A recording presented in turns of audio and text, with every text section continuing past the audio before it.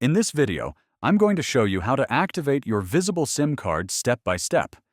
If you just got your SIM and want to get your phone up and running quickly, this guide will make it super simple.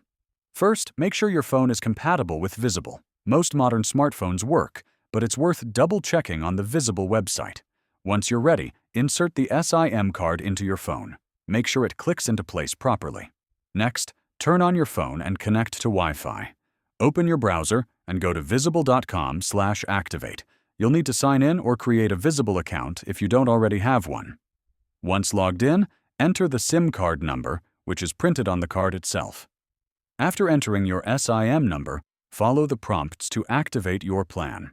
Visible usually takes a few minutes to process, and your phone may restart automatically. Once it's done, you should see the Visible network signal at the top of your screen. Finally, test your connection by making a call, sending a text, or using mobile data. If everything works, congratulations! You're officially active on Visible.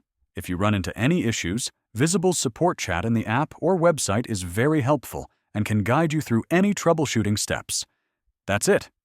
Activating your Visible SIM is that easy. If this video helped you, don't forget to like and subscribe for more step-by-step mobile tutorials.